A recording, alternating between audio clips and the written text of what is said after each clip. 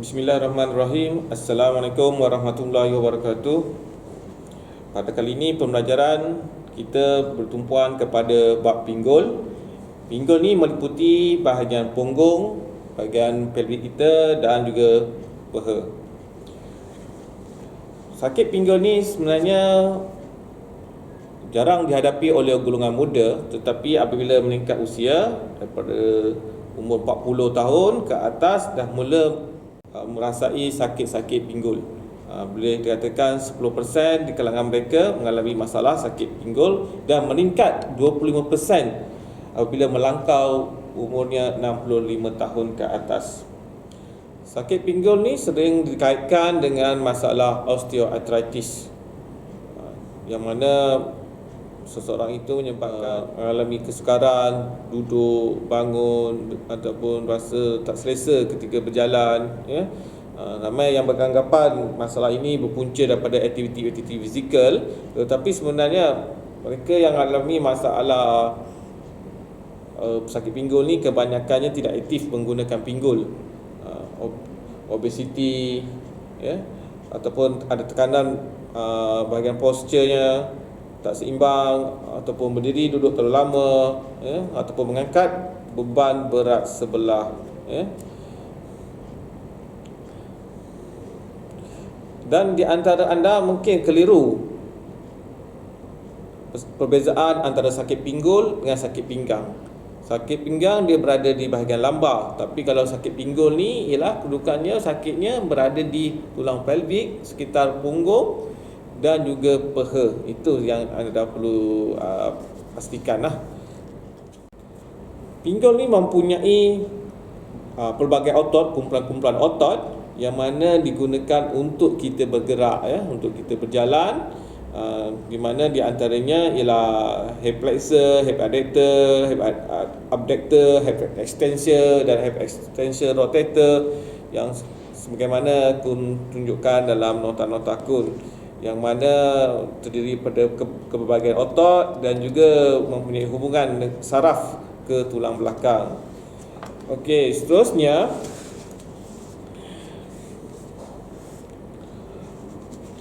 di antara otot-otot yang disenaraikan, terdapat kumpulan otot yang sangat kuat, iaitu otot hip flexor, yang mana otot hip flexor ni sangat dominan, sangat bekerja keras di sepanjang aktiviti kita. Jadi apabila dalam buat rawatan, apabila kita merawat, salah satu tugas kita ialah merehatkan otot-otot hip flexor.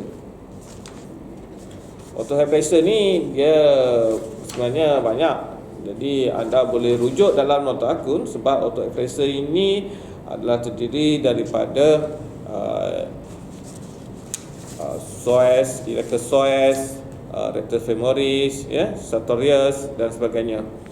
Okey, apabila otot hip flexor ni terlampau dominan, menyebabkan otot-otot lain tidur ataupun malas. Ini menyebabkan kita berjalan tak betul. Jadi kenapa sebenarnya otot-otot hip flexor ni sangat powerful? Kerana kita sering menggunakannya dalam apa jua keadaan. Ketika kita duduk, kita nak mencapai barang, kita buat kerja, juga menggunakan otot hip flexor. Kira macam dia sentiasa aktif dan dominan dalam apa jua kedudukan badan kita. Sebab itulah kita cuba rehatkan otot hip flexor. Kalau anda rasa kaki yang lemah, ya, mungkinlah di antaranya berpunca daripada otot flexor yang sangat dominan. Dalam nota kun juga menerangkan dengan sakit di bahagian SAJ, yang sebelum ini kita ada gerakan-gerakan perbetulkan SAJ. Tetapi untuk tajuk pinggul, bagaimana pula kalau pinggul tu sendiri yang sakit? Maka di antaranya gerakan-gerakan yang perlu kita lakukan ialah di antaranya sila panggung.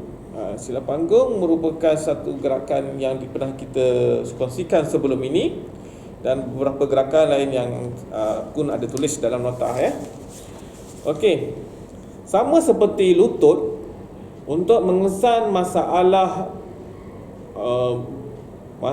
yang dialami oleh mangsa sakit pinggul ni, kita kena perhatikan tulang femur dia.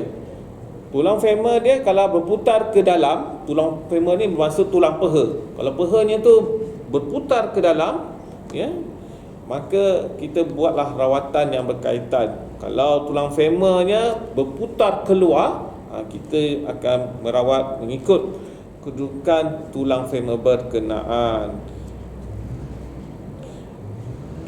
Sebab itulah mengapa gerakan-gerakan pembetulan hampir serupa dengan gerakan pembetulan lutut, kerana mereka menggunakan otot yang sama. Otot pada pinggul hampir sama juga dengan menyokong otot di bahagian lutut, ya.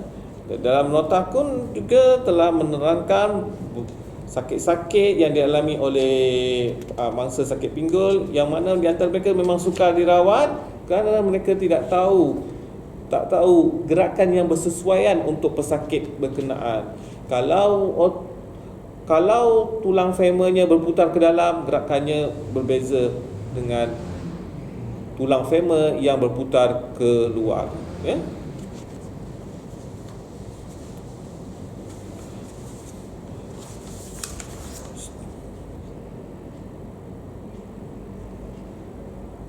Okey, apabila pinggul kita bermasalah, salah satu habit kita ialah kita suka menongkat kaki sebelah, ataupun kita lock kaki sebelah, ataupun kita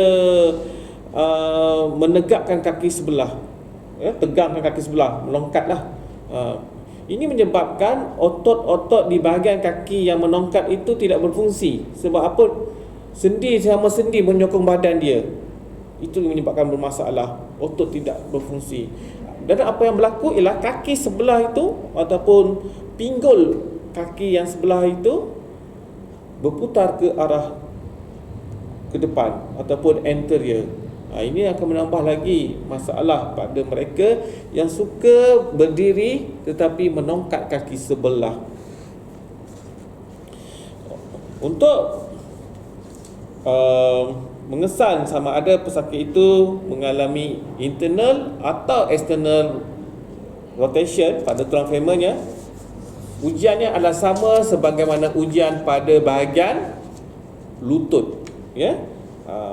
Di mana kita cek punggung dan cek hamstring, minta dia angkat ke belakang dalam keadaan baring. Pesakit dalam keadaan baring, kita tekan punggung dan juga bahagian hamstring, minta dia angkat ke belakang. Yang mana dulu yang menganjal? Kalau hamstringnya dulu yang menganjal berbanding untuk punggung, bermakna dia mengalami internal rotation, ya. Tulang femurnya berputar ke dalam. Seandainya ketika buat ujian di mana kita mendapati otot punggung ataupun otot glute itu menganjal hampir sama dengan hamstring, itu bermakna otot glute-nya berkeadaan normal. Tetapi sekalipun otot punggung ataupun otot glute itu berkeadaan normal, tetapi andainya pesakit itu mengalami masalah pinggul juga, bermakna tulang femurnya berputar ke arah keluar ataupun external rotation.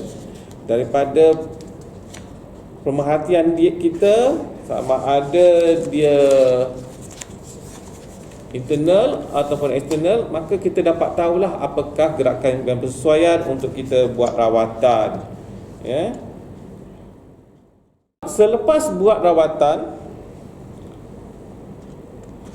pesakit ataupun mangsa sakit pinggul itu hendaklah melakukan gerakan-gerakan yang sesuai dengan dia di rumah, dan pastikan tidak duduk ataupun beri tekanan pada bahagian punggung ataupun bahagian pinggul dalam keadaan tempoh lama. Ini menyebabkan sakit pinggul tu kemungkinan berulang semula. Jadi anda kata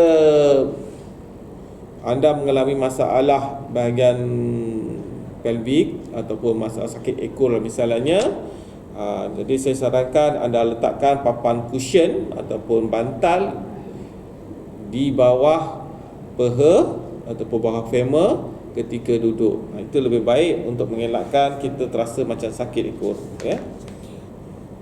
Begitu juga waktu tidur, kita galakkanlah letakkan bantal di bawah tulang femur, di bawah peha, ya.